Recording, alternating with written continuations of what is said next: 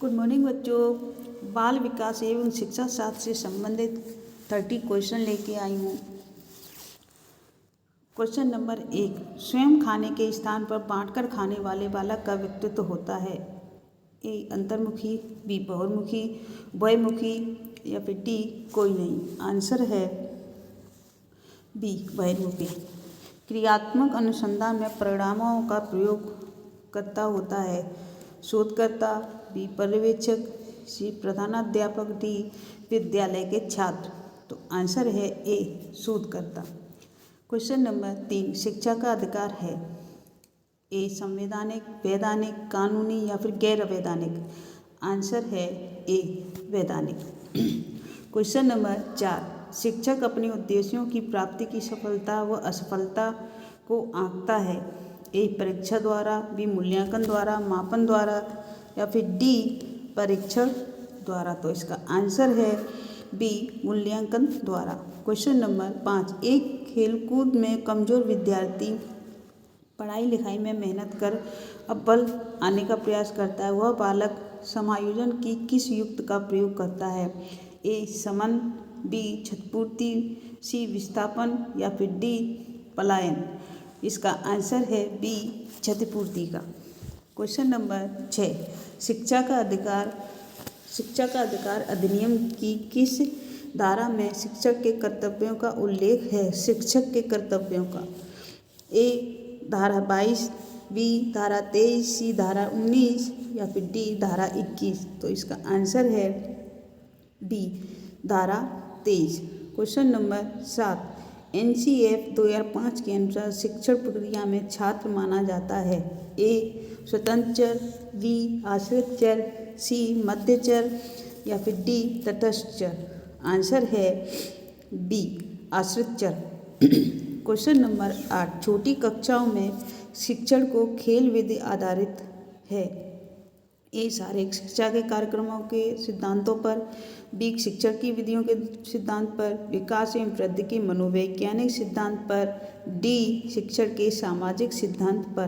तो आंसर है सी विकास एवं वृद्धि के मनोवैज्ञानिक सिद्धांत पर। क्वेश्चन नंबर 9, अधिगम के प्रक्रम में अभिप्रेरक है।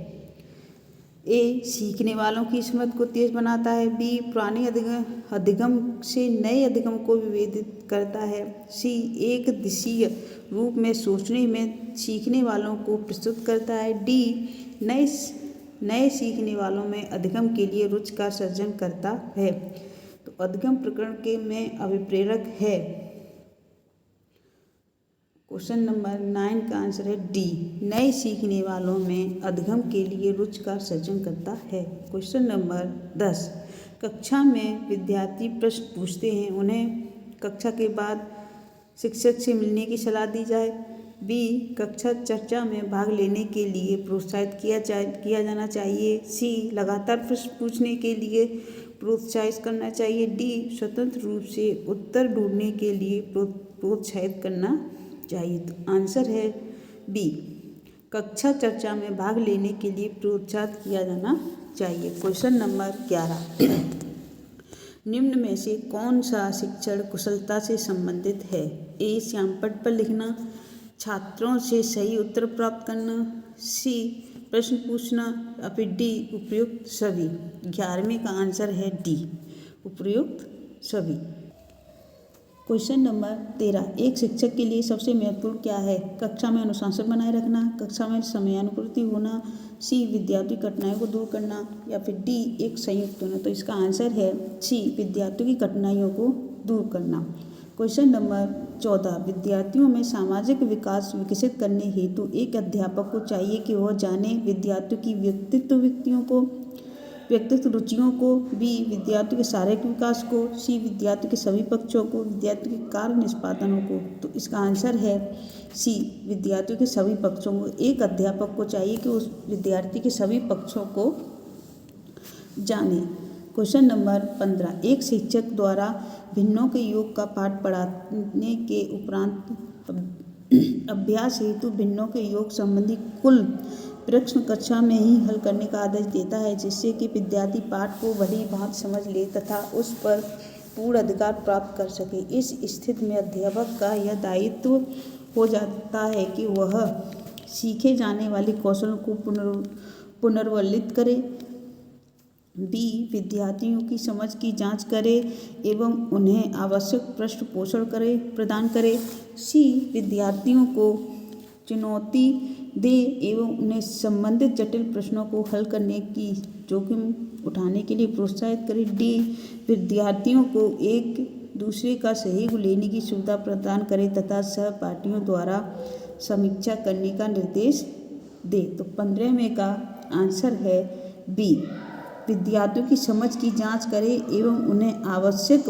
पृष्ठपोषण प्रदान करे। क्वेश्चन नंबर 16, कक्षा प्रथम का विद्यार्थी एक शिक्षक से मार खाने के उपरांत सभी शिक्षकों से डरने लगता है। यह उदाहरण है, ए सामाजिक अधिगम सिद्धांत का, अनुबंधित सिद्धांत का, सी गेस्टोल्ट सिद्धांत का, डी संज्ञानात्मक सिद्धांत का। आंसर है बी अनुबंधित सिद्धांत का। 17, क्वेश्चन नंबर 17, अशाब्दिक बुद्धि परीक्षणों का प्रयोग किया जाता है, ए सभी आयु वर्ग के व्यक्तियों के लिए, बी अशिक्षितों के लिए, सी सिर्फ बच्चों के लिए, डी शिक्षित एवं अशिक्षित दोनों प्रकार के व्यक्तियों के लिए। इस 17वें का आंसर है डी शिक्षितों एवं अशिक्षितों दोनों प्रकार के व्यक्तियों का इसमें जांच की जाती। क्वेश्चन नंबर 18, पियाजे के अनुसार बालकों में वस्तु स्थिरता उत्पन्न होती है, ए औपचारिक संक्रियता अवस्था में, बी संवेदी गत्यात्मक अवस्था में, सी पूर्ण संक्रियत अवस्था में, डी मूर्त संक्रियत अवस्था में। इसका आंसर है डी मूर्त संक्रियत अवस्था में। कार्यकरण के अमूर्त संप्रत्यय का विकास किस अवस्था में होता है, ए शैशवावस्था में, बी बाल्यावस्था में, सी किशोरावस्था में, डी प्रौढ़ावस्था में। आंसर है सी किशोरावस्था में। क्वेश्चन नंबर 20, सभी अधिगम शिक्षण का ही परिणाम होते हैं, ए अनिश्चित, बी सत्य, सी असत्य, इनमें से कोई नहीं। 20 का आंसर है सी असत्य। क्वेश्चन नंबर 21, बुद्धि व्यक्ति की एकीकृत क्षमता है जो संबंधित होती है उद्देश्यपूर्ण कारणों से, बी तार्किक चिंतन से, सी प्रभावपूर्ण व्यवहारिक व्यक्तित्व से, डी उपयुक्त सभी से। 21वें का आंसर है उपयुक्त सभी। निदान करना, उपचार करना, मूल्यांकन करना, इन सभी से शिक्षक का प्रमुख कार्य है। क्वेश्चन नंबर 23, आधुनिक मनोविज्ञान का अर्थ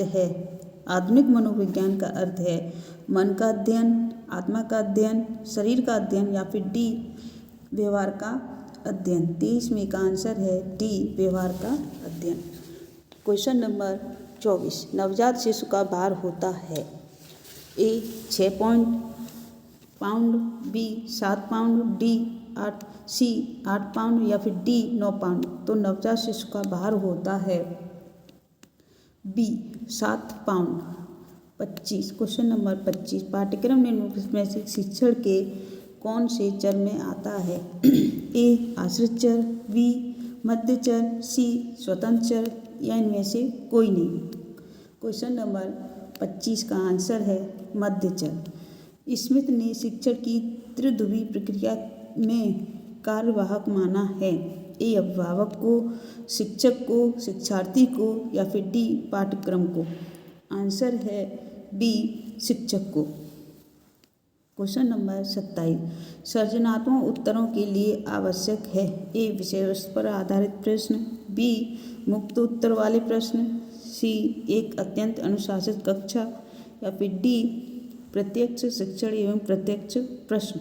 27वें का आंसर है बी मुक्त उत्तर वाले प्रश्न। क्वेश्चन नंबर 28, वे परीक्षण जो छात्रों की एक निश्चित मात्रा का मापन करते हैं कहलाते हैं, ए निष्पत्ति परीक्षण, बी निदानात्मक परीक्षण, सी अभिरुचि परीक्षण या फिर डी तत्परता परीक्षण। 28वें का आंसर है ए निष्पत्ति परीक्षण। क्वेश्चन नंबर 29, सीखने की प्रक्रिया में अभिप्रेरणा है, सीखने की सीखने की प्रक्रिया में अभिप्रेरणा है। 29वें का आंसर है ए। शिक्षार्थियों में सीखने के प्रति रुचि का विकास करना ही सीखने की प्रक्रिया में अभिप्रेरणा है। क्वेश्चन नंबर 30, मन का मानचित्र संबंधित है। मन का चित्र बनाने से, बी साहसिक कार्यों की क्रिया योजना से, सी बोध यानी समझ को बढ़ाने की तकनीकी से, डी मन की क्रियाशीलता पर अनुसंधान से। क्वेश्चन नंबर 30 का आंसर है डी, मन की क्रियाशीलता पर अनुसंधान से। 30 क्वेश्चन पूरे हो गए हैं। आप इनको स्किप करके और अपने आंसर को लगाएं और पता करें कि आपके कितने सही हैं। Good bye.